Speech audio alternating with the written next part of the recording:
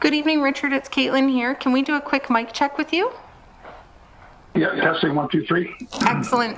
We hear you loud and clear. Thank you so much for joining us, and we'll get started here in just a moment. Okay.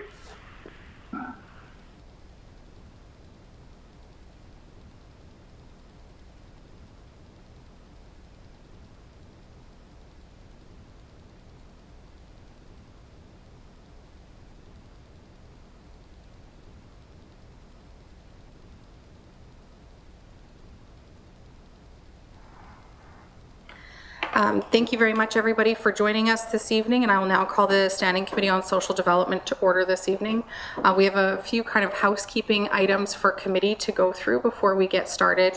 And first, starting with a prayer just to kind of ground ourselves this evening as we enter into some important work. Creator, we come to you today asking for your guidance, wisdom, and support as we begin this meeting. Help us engage in meaningful discussion, allow us to grow closer as a group, and nurture the bonds of community for all of the residents of the Northwest Territories. I'll see you. So this evening we have a public hearing on homelessness prevention, and after that we will go in camera to discuss some wrap-up items, and I'm wondering if there are any amendments to the agenda that anybody would like to see this evening. Can I have somebody approve the agenda as is then? Thank you, MLA Knockleby. Are there any declarations of conflict of interest that anybody needs to disclose this evening? Hearing and seeing none, we will proceed with the agenda this evening. So my name is Caitlin Cleveland. I'm the MLA for Cam Lake, and I'm also the chair of the Standing Committee on Social Development. And I'd like to start off by acknowledging that we are honored to be here this evening on Chief Draighe's territory. From time immemorial, it has been the traditional land of the Yellowknife Dene First Nation, and more recently the homeland of the North Slave Métis. We respect the histories, languages, and cultures of First Nations, Métis, Inuit, and all First Peoples of Canada, whose presence continues to enrich our vibrant community here in Yellowknife. Today, committee is pleased to have the opportunity to hear from our speakers this evening on homelessness prevention. This meeting is public and is being live streamed on our social media platforms. I have a few names on my list already, but if anybody here this evening wants to share with committee, please let staff know, and we will ensure that your name is added to the list this evening, as we'd like to hear from as many people as possible. I'd like to ask all committee members and anybody who wishes to speak with us to please direct their comments and questions to me as chair, just to help keep the meeting running smoothly this evening. Early in the life of this assembly, this committee identified housing as its priority concern. In 2021, committee presented a report to the assembly that contained 12 recommendations for the Northwest Territories Housing Corporation and other GNWT departments to address help for homeowners and landlords, collaboration with Indigenous governments, NGOs, and the private sector on increasing housing stock and the removal of policy barriers. The committee is now focusing specifically on homelessness prevention, and homelessness prevention means providing those who are or have been homeless the resources and supports they need to stabilize their housing and reduce the likelihood of becoming homeless in the future. While homelessness prevention targets those who may be experiencing homelessness, it supports all people and communities because the focus is on creating safe and affordable housing throughout the territory. The Standing Committee wants to hear from you on any of your experiences, expertise, and insights. It is important for us to listen to our residents to ensure that we can put forward the most relevant and meaningful recommendations. I recognize that this may be a difficult topic for many to discuss, and I am grateful in advance for the experiences and the insights that you share with us this evening. I want to say, though, that as this is a heavy conversation and a heavy topic, that if anybody finds the conversations challenging this evening, including our listeners, I encourage anybody to reach out for any supports that they may need. For example, here in the Northwest Territories, we do have a helpline that can be reached at 1-800-661-0844. And also the Residential School Survivor Crisis Line can be reached at 1-866-925-4419. What you share with us this evening will inform the recommendations that we put forward in our report, which will be read and discussed in the Legislative Assembly in the fall of this year. And while we cannot guarantee the response from the government, we will do our best to ensure that the work reflects the concerns that residents of the Northwest Territories share with us. I will now, for the record, ask members to introduce themselves, and I'll start with my colleague to my left. Good evening. I'm Katrina Knockleby. I'm the MLA for Great Slave. Thank you, Emily Knockleby. I'll turn it over to the phone line, starting with Emily Semler. MLA for Nuvik Twin Lakes, Lisa Semler. And Emily Ajericon. Yeah, thank you, Richard Ajeric on MLA for Trinity Village. Merci. Thank you, Emily Ajericon. So we now have the honor of introducing Mr. Michael Fatt, and committee is incredibly excited to have this opportunity to hear from you, Mr. Fatt, and to learn from yourself as an advocate in the community and with your experiences as well. And so we are extremely grateful to have you here today, and I would love to pass the floor over to yourself. Thank you. Sure. Thank you. I'm really honored to be here and be able to express my insights and some of the stuff that's going on with Yellowknife itself in particular. Simply I'll let you know a little bit about myself. I was homeless here myself, and to let you know, in the past I've been homeless in almost 5 different cities. So I have a lot of experience, and I have a lot of knowledge and a little bit of insight as to what the reason is and why it's actually like this. But speaking for Yellowknife as it is, I just like to really get everybody centered in to realize that these people that are here right now are actually captive, and I really hate to say that, but that's in fact what's happening. The captive in many different ways. There are challenges. There's so many different challenges that are affecting the reasons why they are the way they are, and myself being one of them. And so when I speak for them, I speak for myself. And just to let you know that the challenges that are in place right now, there's a lot that's missing, and that in order to deal with those challenges, there's added challenges in front of those challenges, simply because we're missing a lot of initial roadways or avenues for them to proceed onto accommodating their needs. There are so many different needs, dating all the way back from residential. Okay, so like we've got mental issues, we've got physical challenges now, we've got addictions and drugs and addictions, and just to let you know, drugs and addictions are only a symptom of what the problems are. Okay, and like I said, speaking for myself and for the people. So. The roadway to getting off the street is a very long, enduring, hard, labored task, and people might think that it's simple, right? And when it comes to mental issues, do we really understand that, right? Like there's some heavy duty burdens and traumas and things that have gone on for generations to generations, and it's like we're looking at the people that are stuck in those disability, how do I say it, dysfunctional kind of thinking or whatever it is. They're inhibited by the way they grew up. They're inhibited by their language barriers. They're inhibited, so there's so many different barriers in place, and we're not really looking at that, and so it's like in other words, there's a gap. There's a gap between getting me off the street and putting me in a house. So if you could put me in a home today, and I just finished coming off a 3-year binge, and you put me in a home, I'm probably gonna mess it up. Simply because I need recovery, I need treatment, I need reintegration, I need to learn how to live my life.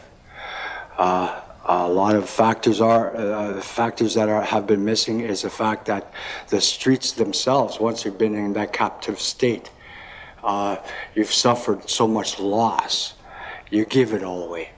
After a while, you don't have anything to lose.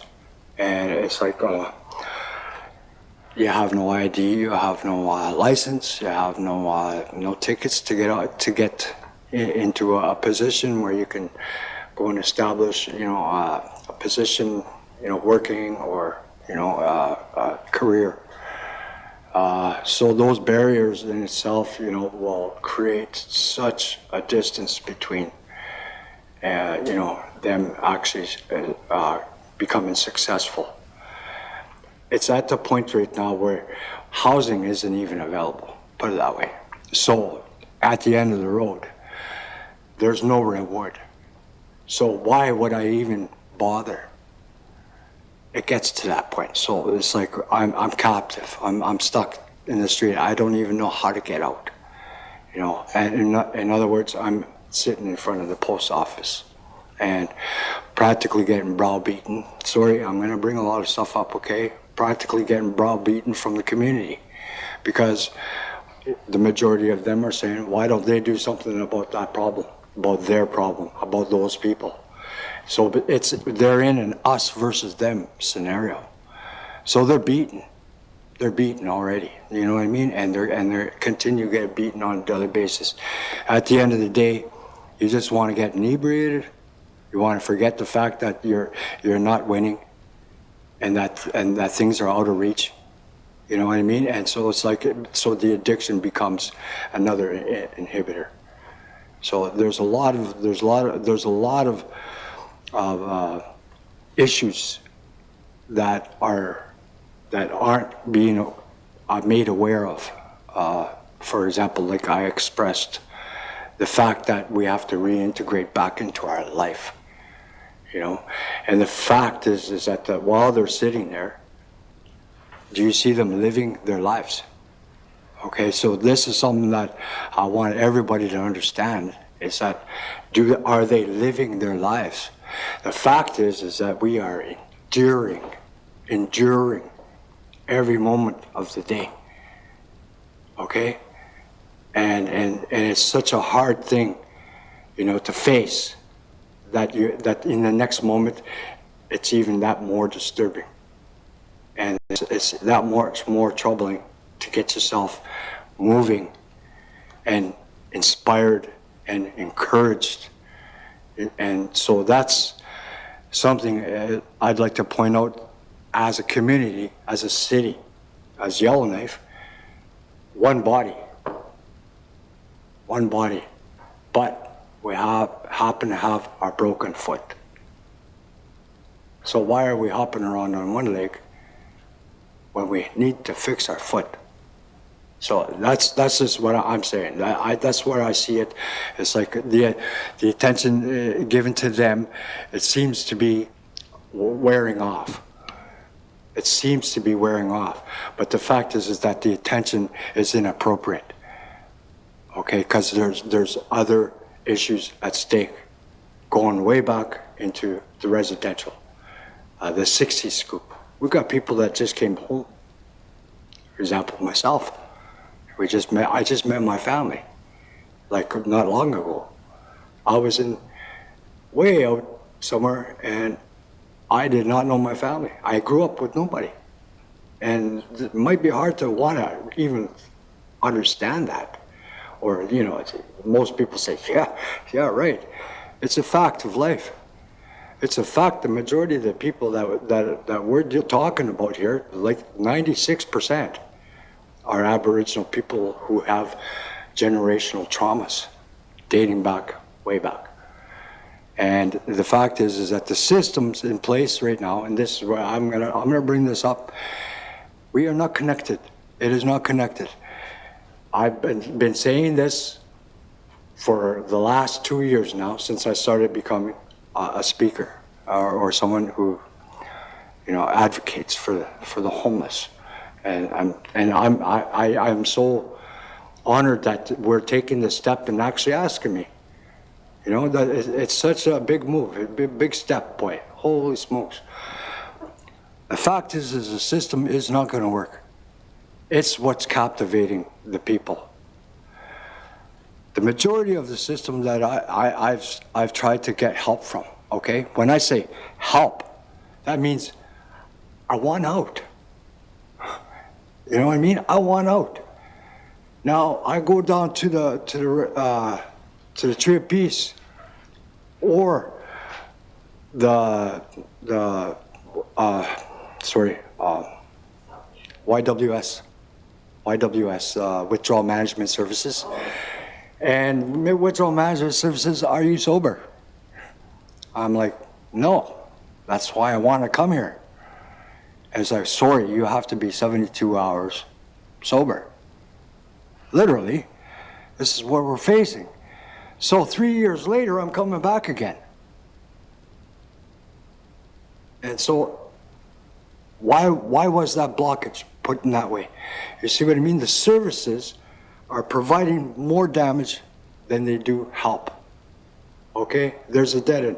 A lot of the things that are being presented and brought to light, which is, it seems so fantastic and everything like that. Sorry if I'm getting a little emotional, but I need you to understand the impact, okay?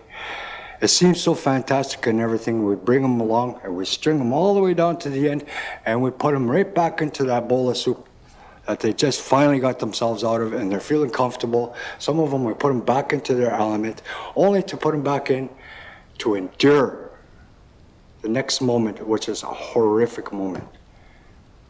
So at the end of the day, you wonder why they're drinking. Okay? The drinking wasn't even a part of the scenario in the beginning. So I can go all kinds of different ways. I can tell you guys, a magical way to bring them to the reward, to the kingdom of heaven, or whatever it is on the other side. Present that kingdom. It has to be there. Housing. Okay? That's the end of the road. That's what everybody wants when they say help at the end of the road. But how do they get there? There's many different gaps that are missing. The treatment, detox, all those things that are not available here. We have to wait 3-4 months. Some of them have no ID. How are we going to get them on a plane to go down south to get on treatment? By that time, they're dead.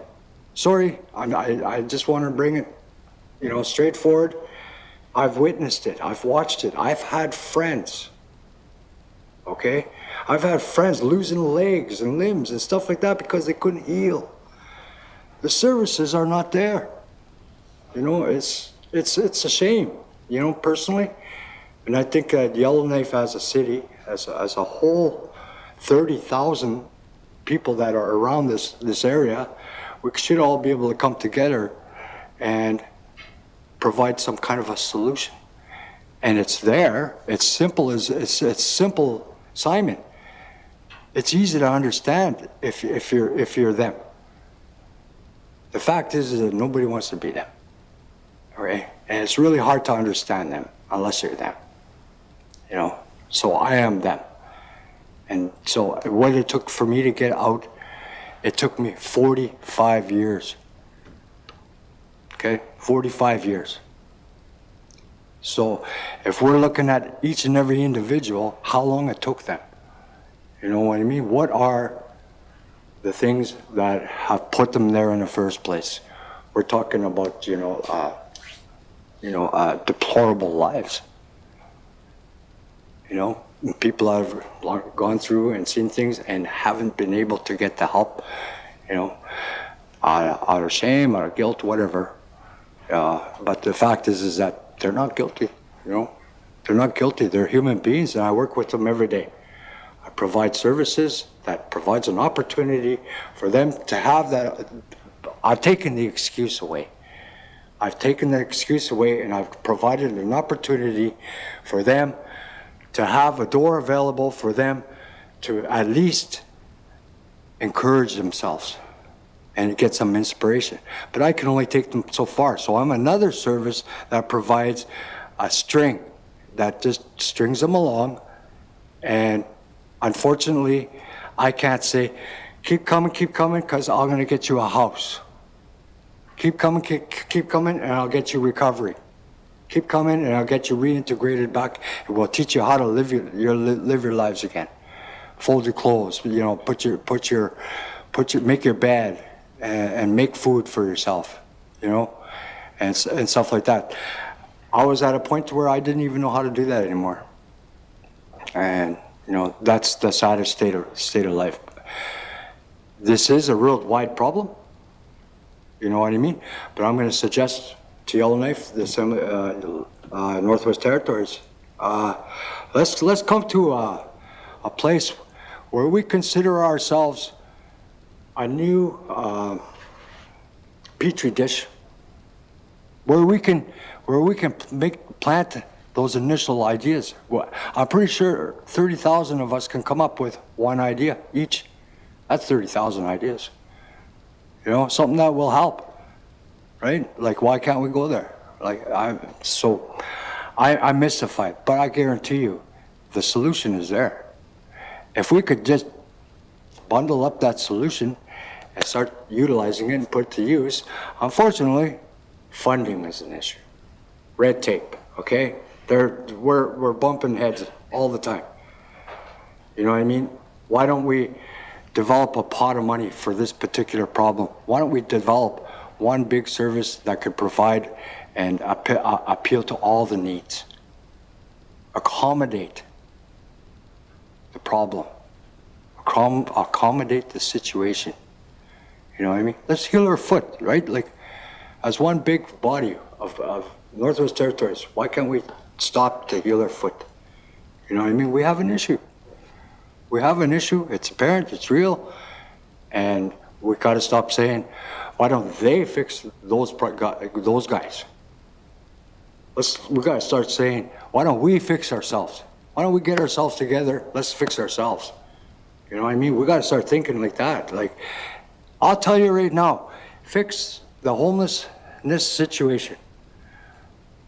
We'll bring tourists to Yellowknife. What? My guys are cleaning the streets. It's beautiful, right? It's beautiful. I walk down, I'm so proud. When I go down the street and I see nice clean, well, there's one Kleenex, you know what I mean? That kills it a little bit. But you know what I mean? I want to yell. But I'll tell you right now, those guys downtown, they're emotional when they see people throwing garbage. They're like, what? You know, but I mean, they're so proud. They take pride in that. And the fact is that if we get the city clean, the tourists are going to talk about us, right? It's going to make everything so much more beautiful. They're going to talk about us on the other side of the road. You got to go to Yellowknife. You know, you should see what they're doing for the homeless. How about that? You know what I mean? And we're going to have 2 times, maybe 3 times the problems within about 3-4 years. Mark my words. We've got kids that are already there that I saw 10 years ago. They're here. They're on the street. They're broken. So I hope you guys don't mind me taking a little time. My insight to this whole thing is we got to stop making a living off the backs of broken people. My broken people. We got to start creating a solution. Bridge the gap. Bridge the gap. Why are they not providing recovery and treatment here? What's going on? Like, what's the issue? Is it one person? Are you serious? You know, like if we were the city and we all came together and we discussed this issue, we would realize we're missing something, right? Are we not? You know, like they got them all over the world. You know, so there's opportunities that are there. The gap has been bridged. So they've taken that excuse away. We haven't taken that excuse away. We've actually made it worse. You know, I've been here and you know, I was banging at the doors. I was banging at the doors. Finally, you know how I got in WMS? And I'll be truthful and honest with you. I got drunk and I went there and they said, "Did you drink?" I said, "No." I lied. I had to lie. You see what I mean? So it's either way, like it's just there sitting there defeating the purpose. And if anything, they do 2 weeks at the WMS, they throw them right back into the soup again. There's no reward. So why even bother? Other than to get off the street and have a nice clean bed and some warm showers and some food, hey, it's like a free trip to the hotel. And you think Serbs was bad on them? No, Serbs was awesome. You know, sorry, I'm gonna tell you the truth.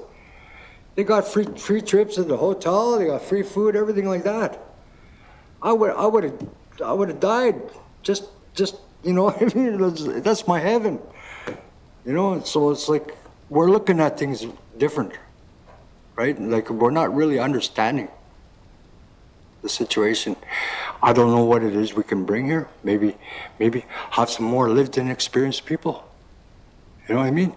I would inspire to become this person sitting here right now. You know what I mean? When I was down there. But I'm still there, eh? That's the thing. It's like, be someone like myself who wants to give it back now. I took a lot from Yellowknife. I admit it. I've been down and out. And I took what I could. Simply because I wanted to forget where I was. And it just made things worse. And every day I woke up more shameful, more guilty. You know what I mean? It made me want to hide, disappear, run away, kill myself.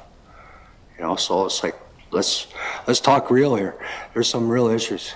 We have real issues. We have children killing themselves, hanging themselves in little communities around here. Okay? This is an issue. Why are we not opening up this door? Why are we not talking? Thank you for letting me bring this topic to the table. Thank you for letting me be candid.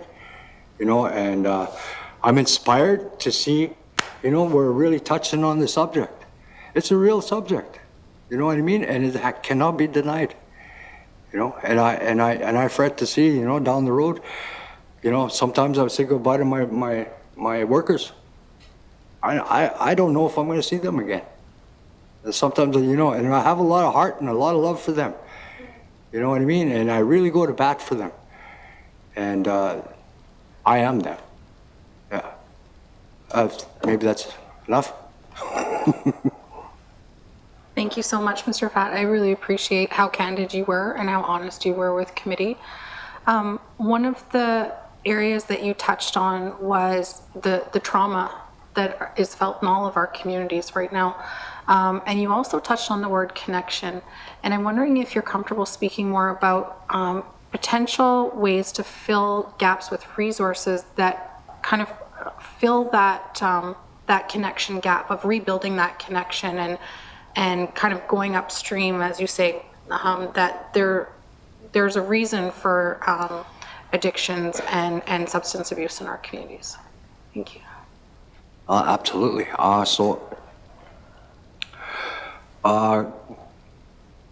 Developing services that can accommodate the needs. Like, first of all, triage, discover the needs. Each and every one of them are different. Every single one of them have different issues. Nobody has an issue like me.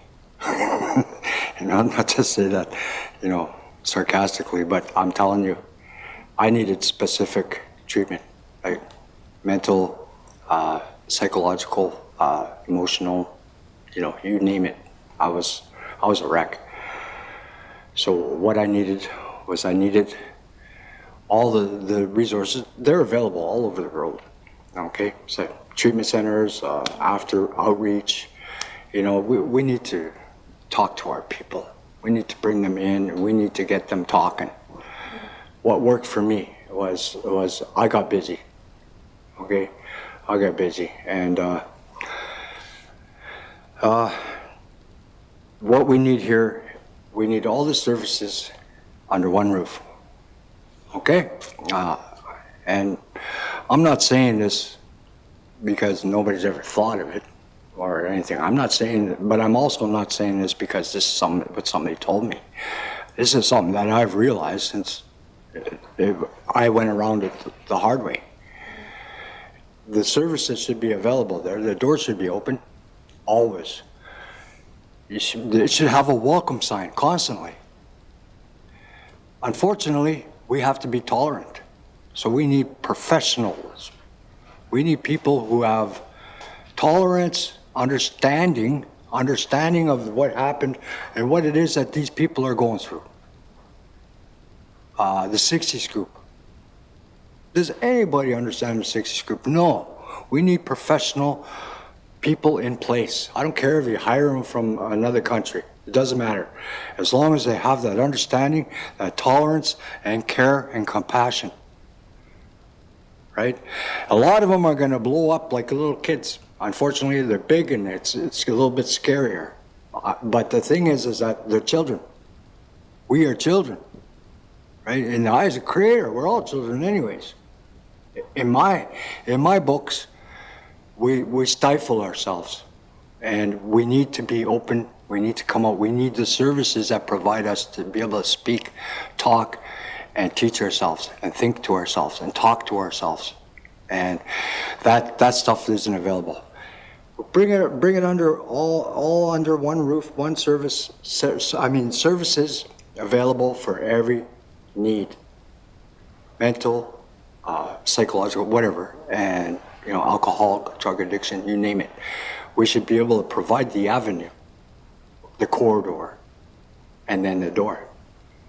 And not only that, we need the professional people to hold your hand and walk you. Go get your ID. Go get, you know what I mean? This stuff is really a hard task when you're in that dire frame of mind. And you kind of give up. You have nothing to lose. You know what I mean? Except for that one moment when you want to quit. That's the only thing you can have and hold on to. And so the minute they say help, that service should be there. That door should be open. And not only that, the minute you walk in, that understanding person will come, hold your hand, take you in, sit you down, and say, what can we do? What do we need to do? And then not only that, not just triage, let's find out what they need and then do the paperwork. In other words, fast track this person into what he needs to accommodate the need. Like I said, it took me 3 years to get back into WMS, and I lied, right? It shouldn't be a factor that they're drunk, intoxicated, because we should have a detox. Where's the detox? Oh my God. You know, it's like, come on. It's like, all right. I don't get what this is all about, guys. You know, like I'm starting to wonder, like, really, what's going on? Like, common sense, right? People are having seizures.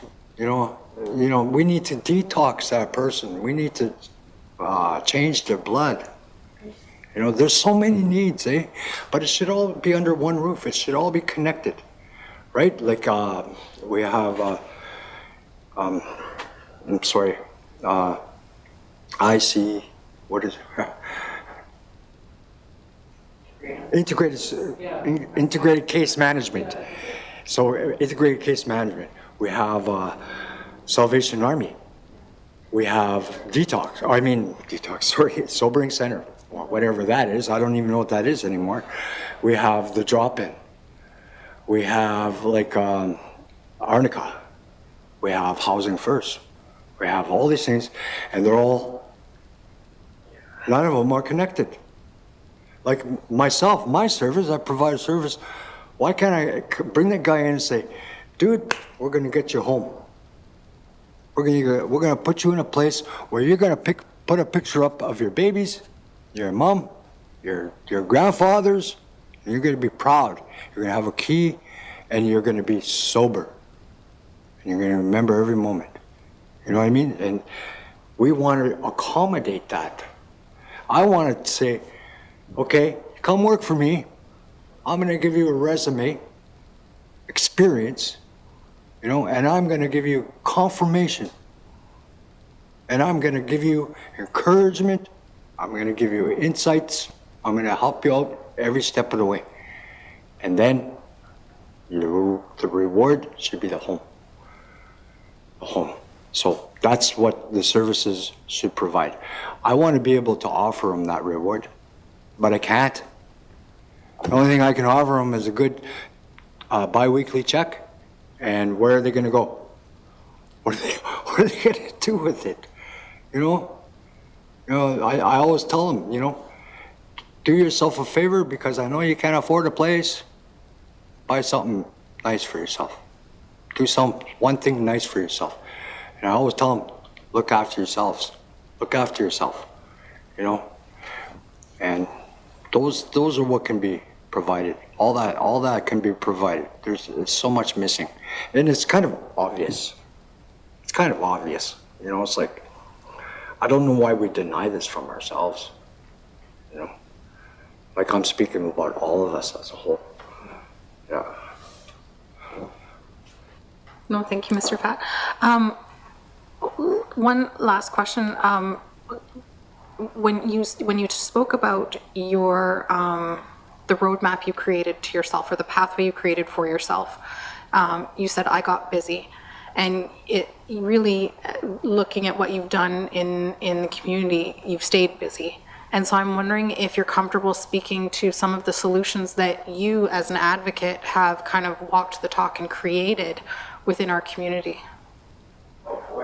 That can of worms. I hope you don't mind me. Like I'm saying, like when I first started with YKWS, they gave me a computer, laptop, and there was apparently another program that was happened.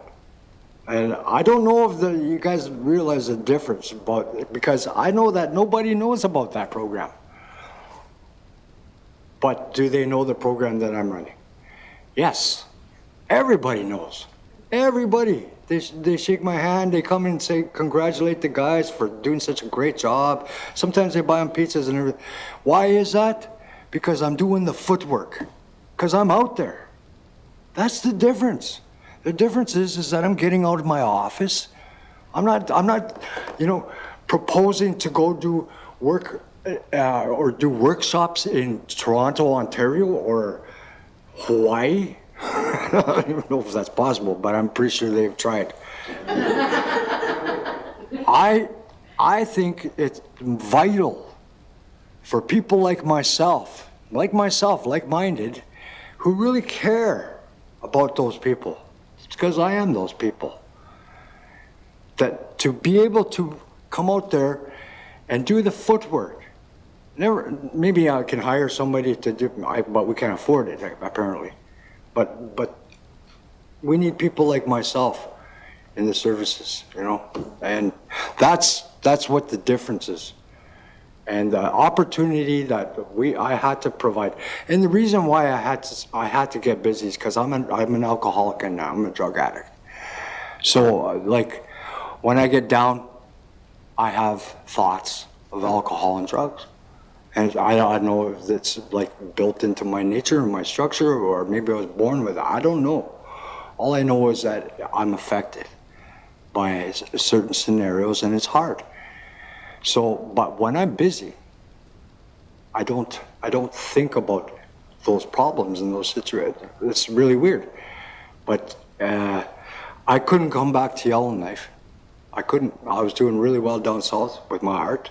It was taking off. I was going crazy. Like everybody was calling on me. I was doing murals, everything, right? And it was just weird for me. But the fact is that I had to come back here because I knew this problem. And I knew that something has to be done. I don't know if I'm going to actually create the change or develop it in any way. All I know is I came here to make that statement.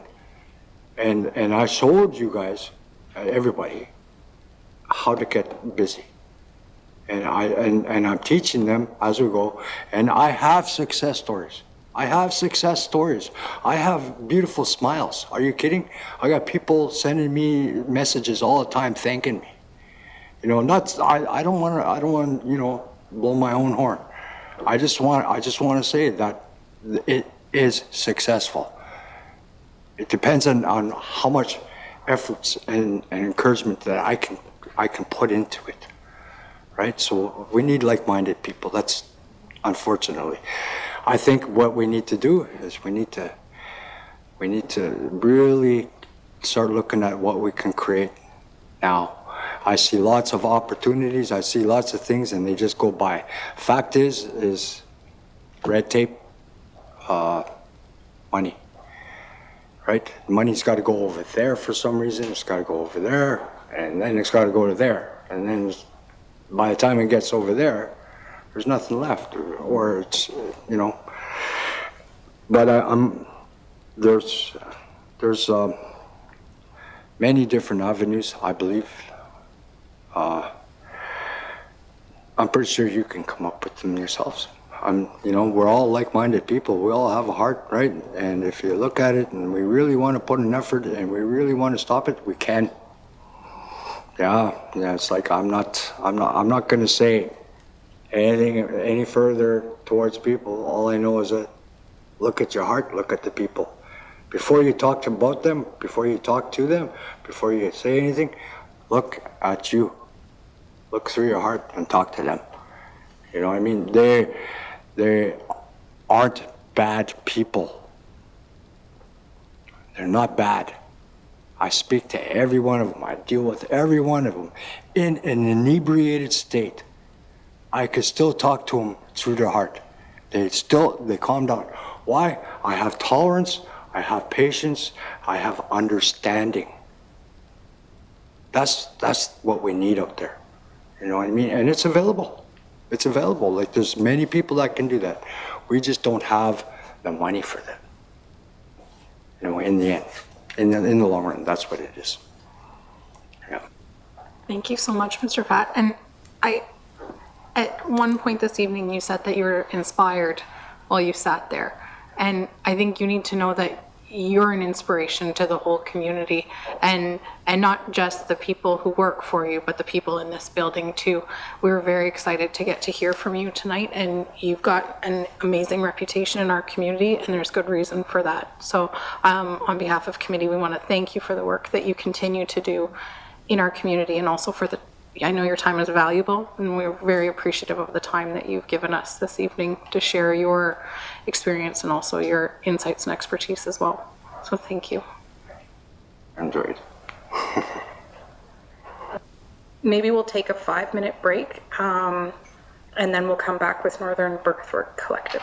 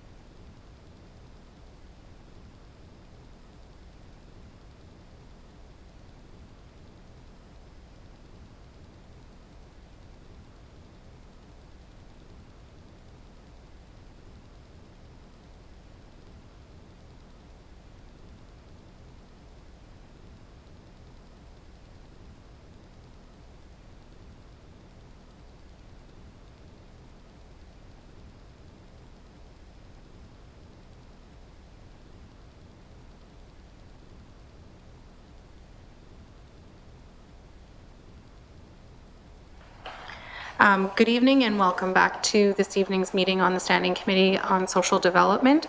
Our next presentation this evening is from Dega Scott of the Northern Birthwork Collective, who we are pleased to have back with committee, but for the first time in person. So welcome back, Dega, and I'll pass the floor right over to yourself. Thank you. Next slide, please. So I'll just introduce myself. My name is Dega Scott. I am the co-founder and research and development lead for the Northern Birthwork Collective. I'm also a Clicho Dene woman, a mother, an Indigenous governance degree student at UConn University, and very passionate about revitalizing traditional birth work in the North. Unfortunately, my co-worker, Sabrina, could not be here today because she's dealing with family matters in Ontario. So next slide.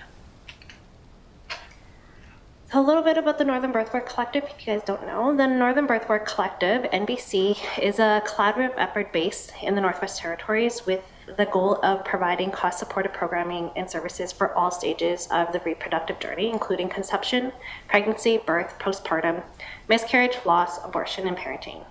We work to provide continuous education to members of our community and grow a territory-wide network of birth workers who can provide collective care that is grounded in our values. We acknowledge that colonization has had a great impact on our bodies and traditions, and believe that revitalizing traditional knowledge is a crucial step in our collective healing. As a birth worker, part of our job is to reduce health inequities among pregnant people, birthing persons to give birth to children the best possible start at life and promote a positive long-term health outcome. Next slide, please. According to the Public Health Agency of Canada, health inequity refers to health inequalities that are unfair or unjust and modifiable. These inequities are impacted by the factors collectively referred to as social determinants of health. Given the intimate nature of our work, we are uniquely familiar with the impacts that social determinants have on our health and well-being of pregnant people, parents, children, families, and communities. According to the Public Health Agency of Canada, income and social status is a social determinant of health, and we know that poverty uniquely impacts pregnant people, single-parent households. According to the Canadian Women's Foundation, 21% of low-income women in Canada are racialized, and 32.3% are Indigenous. 23% of low-income women are women with disabilities. 42% are children, and women-led lone parent families live in poverty. One physical environment is considered a social determinant of health. There are extensive academic literature demonstrating that this extends to one, access to safe, affordable housing. It is no secret that access to safe, affordable housing in the Northwest Territories is a pervasive problem. Quite frankly, the territory is in a state of crisis when it comes to housing. According to the Territory's Bureau of Statistics, nearly 43% of our dwellings in the Territory had at least one issue of affordability, sustainability, or adequacy in 2018. In February, MLA Great Slave Katrina Nokleby also told the Assembly that her constituents are experiencing poor security, poor conditions in their Yellowknife rental units, and in rural communities. The quality of housing is no better and largely a lot worse. I have personally seen the impacts of housing crisis firsthand. I've also been one of these people. I was in a very controlling, abusive relationship for 12 years. I lived in a house, many houses actually, within those 12 years that were unsuitable for my children at the time. I have fought with these rental companies to provide adequate housing for me and my children at the time, where I would walk into an apartment building and the roof would be caving in. And I'm expected to sleep with my children underneath this caving roof that's full of water, full of mold. And then you look into the bedrooms of my children and there's mold everywhere. Yes, I come from a large family. I come from a very respected family, but it's not the responsibility of my parents or my family to house me and my children. And I should have access to that affordable housing. And it wasn't just one apartment building, it was multiple. So then they moved me into the next one. There was more issues. Eventually I fought them so much that they eventually tore down the ceiling, and it was inadequate to live in. So then they moved me to another one, which was even worse. And at the time, I worked for the airlines, meaning I would have to get up at 4 o'clock in the morning, take my children, drop them off at childcare at 5 o'clock in the morning in an unsafe environment. And within this housing unit, they asked me to live in it with a hole in the ceiling. I refused, and I fought really hard to find safe housing for my children. And my only option at the time was to return to school and fight with Aurora College to have access to housing that was safe for my children. That was over 10 years ago. And we're still having this issue. None of these units have been fixed, none of them have been properly addressed, and they're still in horrendous state. For pregnant people and new parents, the lack of access to safe, adequate, and affordable housing can have particular harmful impacts on mental, physical, and emotional health, which can potentially translate into poor, if not dangerous health outcomes for the pregnant person and their child. Overcrowding, poor ventilation can lead to the development of mold, which can cause respiratory infections, and that are particularly dangerous to pregnant people and newborns. Inadequate housing has also been a historic driver in the apprehension of children, specifically Indigenous children, by Child and Family Services. This harms family structures in ways that are incredibly difficult to repair and perpetuate the cycle of intergenerational trauma. Yet, across the Northwest Territories, much of the public housing available is substandard. Waitlists for affordable housing is unbearably long, while recent amendments to the territory's child welfare legislation states that poverty or inadequate housing should not be the sole reason a child is removed from their home. We fear that without change to the state of housing, historic trend will persist. The lack of access to housing is indisputably a driver of homelessness, particularly for Indigenous people, women, and 2S LGBTQIA people. According to the 2021 Yellowknife Homelessness Count Survey, 91.5% of the respondents were Indigenous. Furthermore, 5.3% of the respondents reported requiring pregnancy-related health services. Yet the word pregnant only appears once in Yellowknife's 10-year plan to end homelessness. In this context, the definition of family, there is no mention of the impact of homelessness on pregnant people. In the calls to justice, the National Inquiry into Missing and Murdered and Indigenous Women and Girls called for the National Action Plan to ensure equitable access to housing and to immediately commence the construction of new housing and provisions of repairs for existing housing to meet the housing needs of Indigenous women and girls and 2S LGBTQIA people. Another impact of the housing crisis is the ability to attract and retain talent in our territory. In our work, Northern Birth Work, we are working to increase the number of birth workers across the territories to allow pregnant people to give birth in their home communities rather than face evacuation to faraway urban centers. Unfortunately, inaccessible housing is a deterrent for many birth workers to stay and practice in their home communities or in the territory at all. I've had a close friend who recently tried to move to the Northwest Territories. She's Indigenous, she's a single mother of 3 beautiful children who got an amazing job, but because the affordability of housing, and the lack of access to housing, she had to leave her job that she worked really hard to obtain and go back down south because there is nothing here for her. And that shouldn't be happening, especially if we're trying to increase the workers of nurses, birth workers, teachers, any services available in the Northwest Territories, we need housing, and we need affordable and accessible housing, not just to two-income families, but to single families, because there is a lack of it. I also know somebody who recently had a 16-year-old daughter who was pregnant, and her daughter was evacuated to Edmonton because she went into preterm labor. They were required to stay in Edmonton for over 12 weeks, meaning just her and her 16-year-old daughter had to go to Edmonton, while she had to find somebody else to watch her two younger children. And within the meantime, she did not have access to care for her children. Eventually, family in a smaller community took her children for 12 weeks, which is unacceptable. Her housing,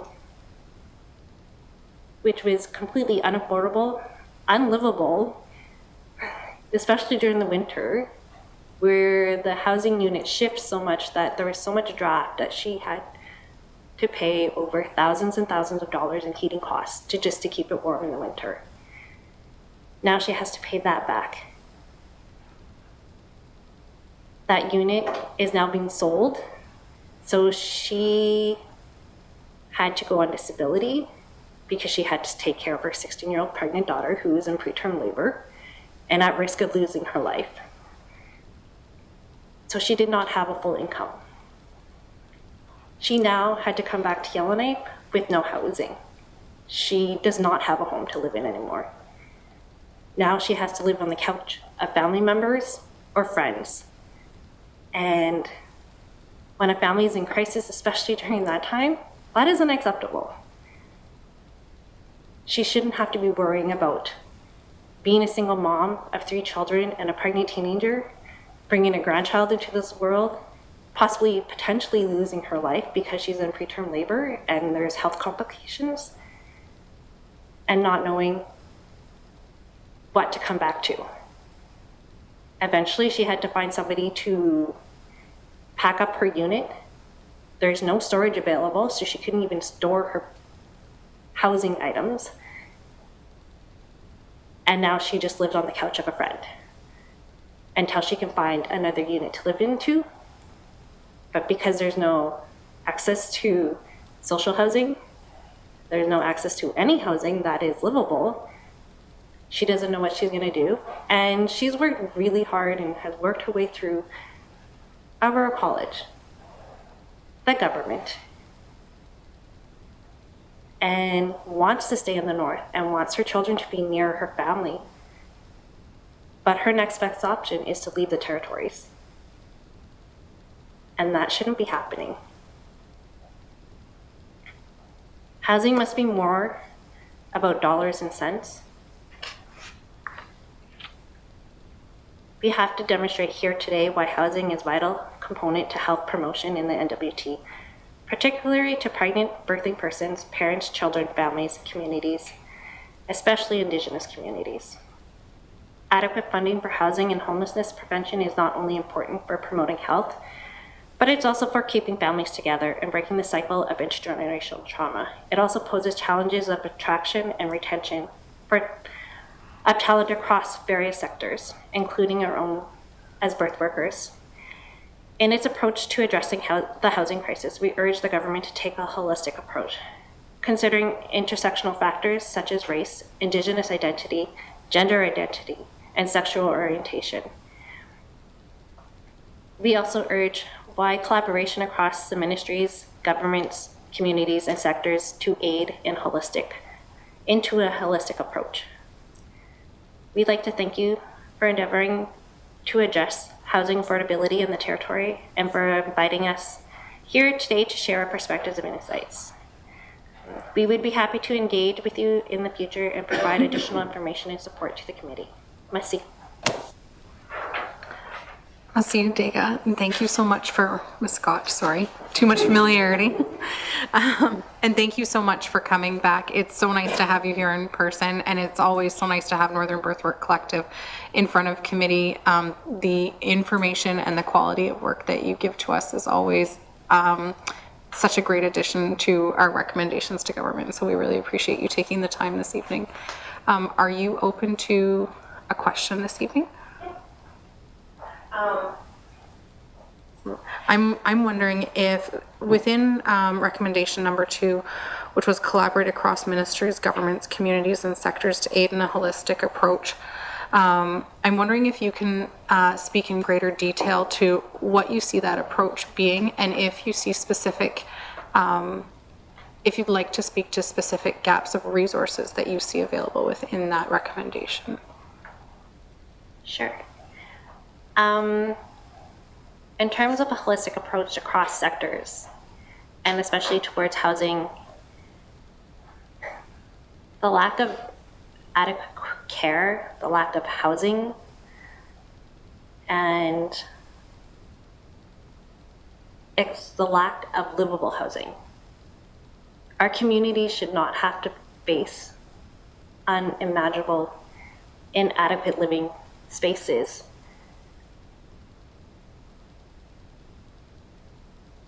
I grew up in a lot of these communities. I grew up with my parents working their butts off to get where we are at now. Unfortunately, I went down a different path and I had to face these issues myself. Coming from a domestic violence relationship and trying to get out of that, I didn't have the support. I didn't know who to turn to, and especially being an Indigenous woman, I was scared out of my mind to turn to social services or turn to somebody in authority to be like, I need help. How can you help me? And when I finally had the courage to do so, within another domestic violence relationship, I was faced with roadblock after roadblock after roadblock. It required my abuser to come in and sign the lease so I can get out of the lease. And I shouldn't have to be doing that. I shouldn't have to face my abuser and be like, you need to sign this lease so I can move, so I can get out of this situation, so I can move into a safe space with my children and make sure that they're safe. When it came to access to closing accounts, say like your telephone or your internet, because that person was on the lease, and because that person was on the list of accounts, they still had authority over me. Leaving a domestic violence relationship, I should not be required to face that person and have that person be on an account. And the only way to get out of that is to have an abuser be the one to sign that. And I live in Yellowknife, like at the time that's living in Yellowknife. That's the time it was me going to these places and having the voice that I had and being able to speak for myself. There are many other people that don't have voices, don't have the strength to have these voices and to fight these. And then to be worried that if I ask for help and seek help, that my child or my children may be taken from me because I'm in a domestic violence relationship. I shouldn't have to worry about that. If I'm seeking help, it's because I want that help and I'm trying to better my children's lives. And I worked really hard to do that. And it was not easy. And to be honest, I didn't even tell my family for years. They did not know until the very end, until I had nothing left in me. And I'm in the hub of the Northwest Territories. But if that was somebody else in a community, they have access to nothing. They don't have access to support. Their abuser is in town, right in their face, and still controlling them, no matter what. And then you're supposed to live in a house that's not suitable for your children, that can potentially make them severely sick. I gave you guys a couple of examples today. And those are from close friends. But I have many more close friends that live in ample examples of horrible housing units that are causing them to be sick, which in turn makes them miss work. They can't. But then you can't afford to miss work because then you can't afford your housing. And then you can't afford your housing and then you get kicked out or evicted. And then the cycle goes on.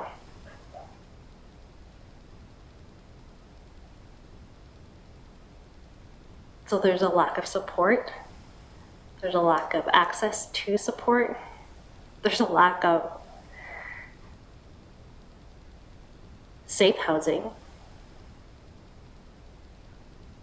and affordable housing, unfortunately.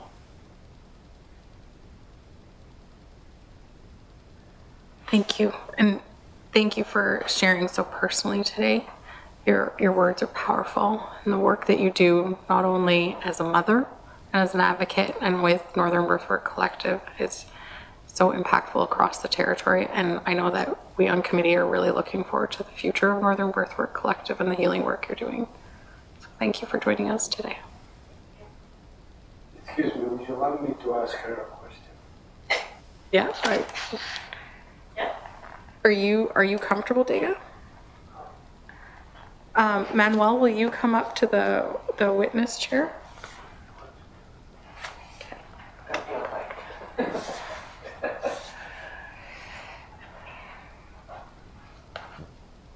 I am very...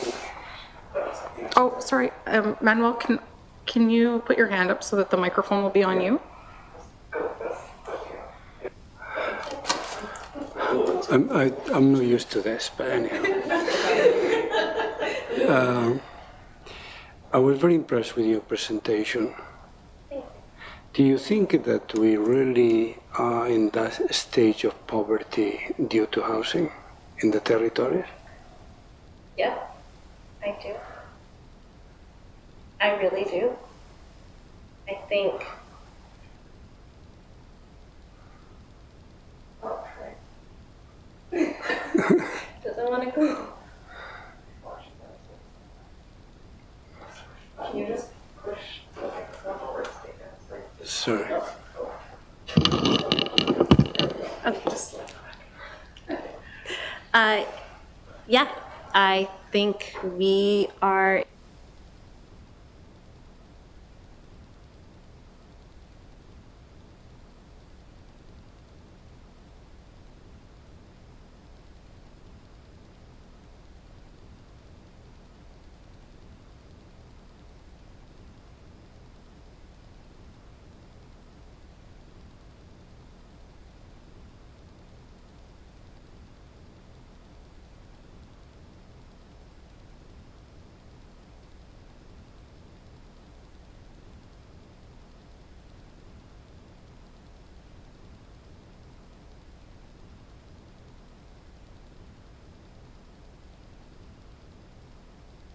Difficulties. Oh, maybe our tech is back. Are we able to turn the microphone over to Dega, please? Yeah. Like I was saying, yeah, I do believe that the Northwest Territories is in a dire state of poverty when it comes to housing. You may see some very beautiful houses around the Northwest Territories, but it doesn't mean they're all livable. And when you have basically one rental unit that overtakes the Northwest Territories and does not provide adequate, safe upkeep and affordable housing to these units that are honestly disgusting. What are people supposed to do? Like,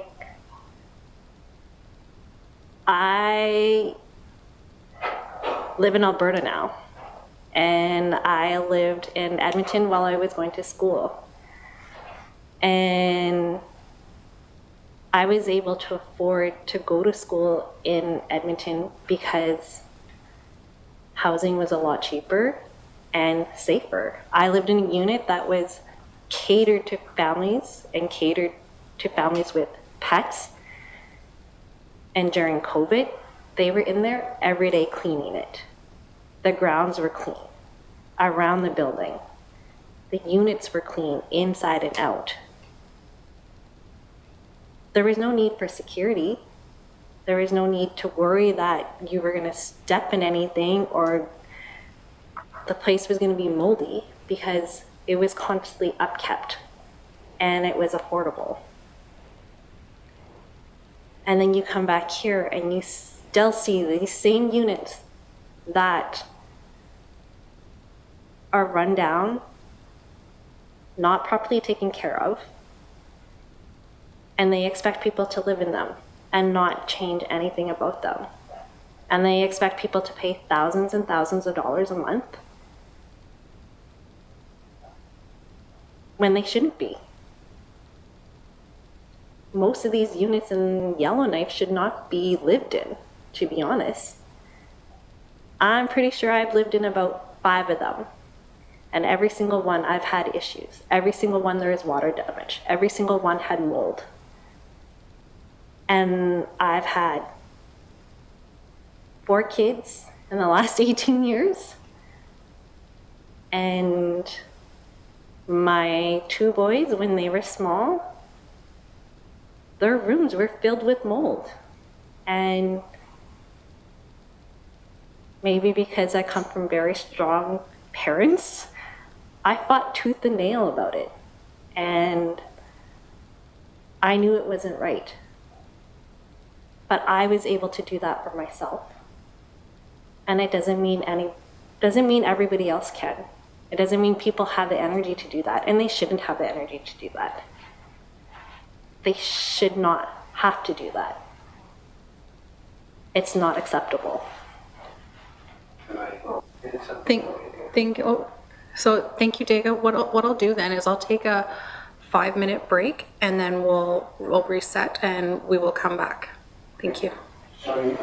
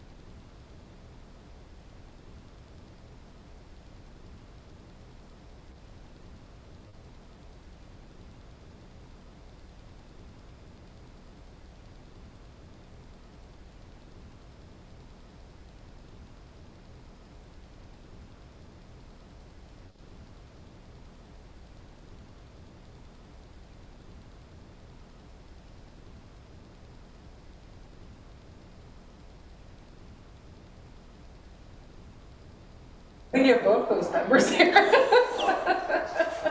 Get her. So thank you very much for joining us back at this meeting for the Standing Committee on Social Development. We have with us now Julian Morse, and I'd like to turn the floor over to Julian. There we go. So I'm not allowed to touch it. Hi there.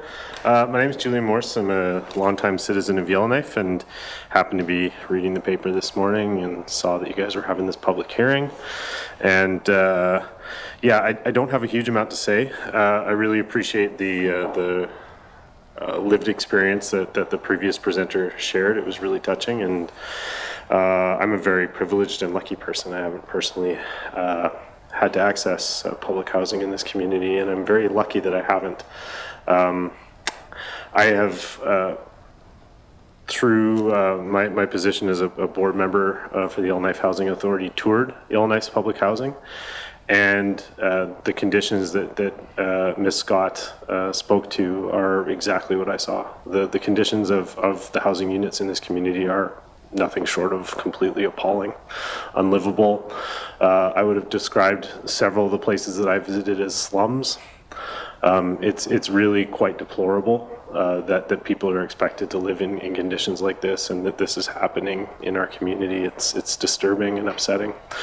And so, but to speak to the reason I'm here, when I saw that there was a hearing happening about this and that you were kind of seeking public input, I mean, the thing that first occurred to me is that you have all the information that you need. I mean, I'm not here to say anything that the MLAs in the room don't already know. You guys are well aware that we have a housing shortage in the NWT, and I'm sure you're well aware that the highest need currently in terms of demand and unmet demand is in Yellowknife. And we know what the solution is. I mean, we don't need, this isn't rocket science. The solution to preventing homelessness is to put roofs over people's heads.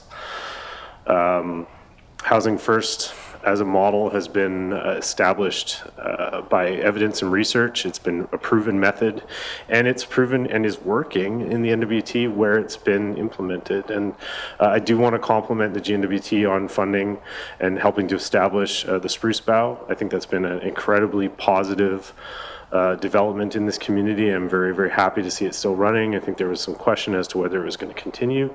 That I was very upset when I heard that there was any possibility that program particularly could end, because I think supported housing is something that we need here.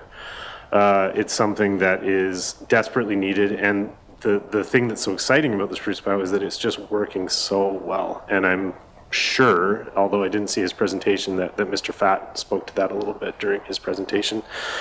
And so really, I just wanted to say, I mean, we know what the problem is. We know what the needs are. You guys have all the information. And what's really needed is just to put money behind it and to start building units, getting people under roofs and adequate roofs, housing that meets people's needs. So it may be a case of really stating the obvious, but the problem is that sometimes the obvious is really what needs to be done. I mean, there simply needs to be a plan put in place to address the need, and then money put behind it. And for MLAs to come together and say, we're going to find a way to fund this. There's some things in this territory that I'm sure money is being spent on that could be spent on housing. There's always ways to find the money. I mean, the territorial government, year after year, we see big infrastructure projects happening. And so the money is there. And I remember that very specifically from a meeting I had in this room once, someone saying to me, the problem is that there just isn't any money. And the thing is like, well, there is. I mean, there's a budget that comes out every single year with hundreds of millions of dollars of spending. So there's lots of money here. I realize that the territorial government is in a difficult fiscal situation, but it's not an untenable fiscal situation, and it's not a situation from which money couldn't be taken from something and put into this housing crisis that we have here. So pretty much that's all I have to say tonight, is just someone I felt should come here and state the obvious, that we know what the problem is. You guys, not necessarily this committee, but the territorial government has been collecting this information and is well aware. You have exact numbers as to what the demand is. You have exact numbers for what demand is unmet. And I'm positive that the authority could also tell you all the units that are, in unserviceable condition. And so simply what's needed is for MLAs to get together and find a way to fund this. And, you guys have about a year left, I think, in your term. It's not a huge amount of time. I guess you guys probably have one more budget to approve, or if that. So what I would hope to see, and I think it would be completely unrealistic to expect anybody to solve this problem within a year, but at least an incremental step forward. Some units put in the community. Every single family that ends up in adequate housing is one less family that experiences what Ms. Scott shared. And so I would say if we could get 2 units built in this community, it'd be a heck of a lot better than none. I would hope that we could do more than 2. And I think the territorial government should really be pushing hard to the feds to get more money spent here to catch up on this crisis. And the federal government, again, they have the information. They know that this is a problem. And the real issue here is just getting money behind it. I mean, I hate to be so dollars and cents about it, but I mean, that's what the job of politicians is. At the end of the day, it's finding money for things. It's prioritizing things. It's saying we're not going to spend money on this thing because we're really setting this as a priority.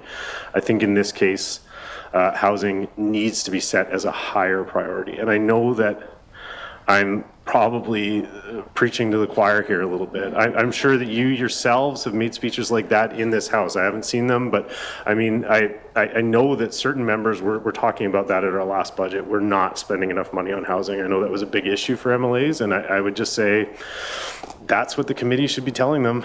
I mean, if they need to hear it again, we simply just need to be building more units. That's the long and short of it. And ensuring that the units that are in serviceable condition are kept that way, and that supported housing programs like Spruce Bough continue to be funded, are expanded upon, I hope.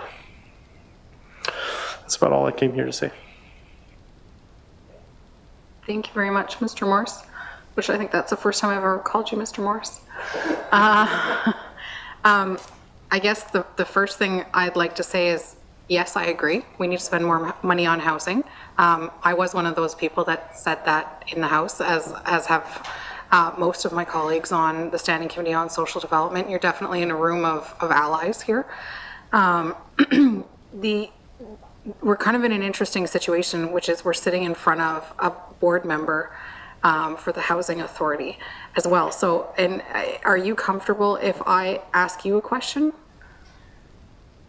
Yep, I'm totally comfortable being asked questions. The only thing I can say is I'm simply a board member. I'm not the chair, nor am I the CEO. I don't speak on behalf of the authority. It's one of the things that I do, but I'm here as a regular citizen. So I can answer questions as Julia Morse, but I can't answer questions on behalf of the authority at all.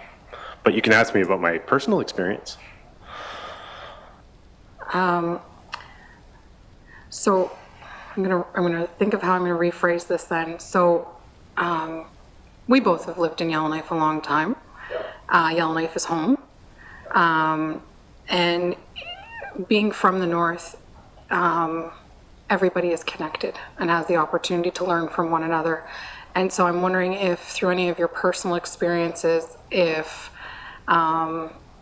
you have learned about specific policies because that create barriers for people accessing housing, because while we can ask the government to put more money behind housing, which is definitely something that needs to happen, another thing that we're hearing from members of communities is that policies are keeping them out of housing. And so I'm wondering if you can speak to any policies that you have heard of that are creating a barrier for people that you know personally within the community. I cannot. I can't speak to that level of a certain policy is keeping somebody that I know out of housing. I can't say that, no. In terms of the Housing Authority, I think we could get into a long conversation about it, but this probably isn't the most appropriate place for that. And I would kind of direct you to approach our chair, and would just suggest that the authority, and what I'm aware of the authority doing, has had correspondence with the minister, currently is actively corresponding with the minister. There's letters being sent. So again, that was kind of the point that I wanted to make, is the information is there. Like, you have access to, or at least the department has access to, the information they need.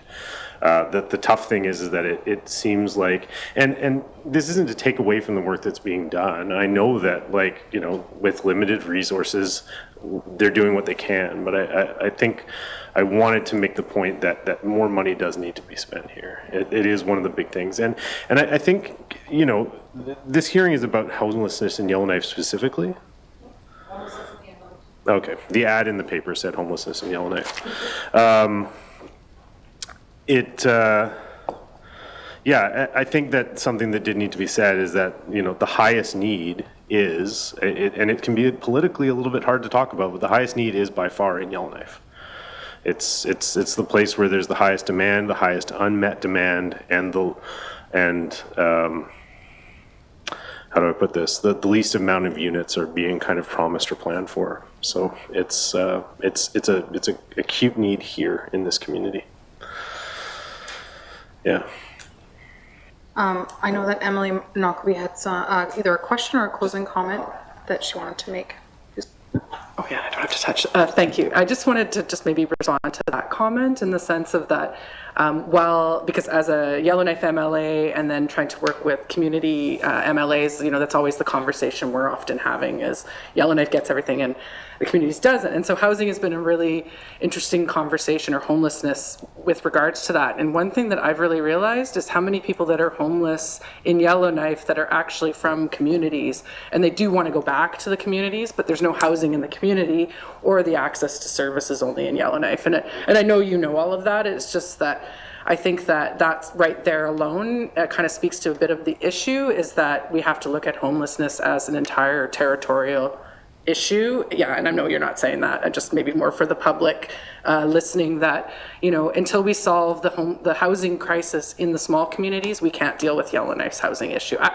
Not that we can't be doing things simultaneously, but solving that problem and putting people home where they want to be will really, I think, alleviate some of the issues in Yellowknife. So I just maybe wanted to make that as a comment for people listening, that, you know, yeah, thank you. No, thank you for that, Emily Knockleby. And I think it's worth noting as well that in the previous budget that was just passed, MLA has negotiated an increase in funding specifically for the Housing Corporation to do with repairs. Not nearly enough, or not nearly what's needed, but it's something that we're going to continue to advocate for and pursue. As regular members, we've both, or not both, all agreed on our side of the house that housing is an issue that we all find common ground on very easily, and will continue to advocate together. So I want to thank you for coming, and we hear you, and we will continue to push that for sure. Thank you. The opportunity to present. Appreciate it. With that, I'd like to thank members of the public and also our presenters for joining us this evening. And I would like to also reiterate that we will be back here tomorrow evening at 7 p.m. to hear from additional presenters as well. And again, thank you to everyone who has joined us this evening.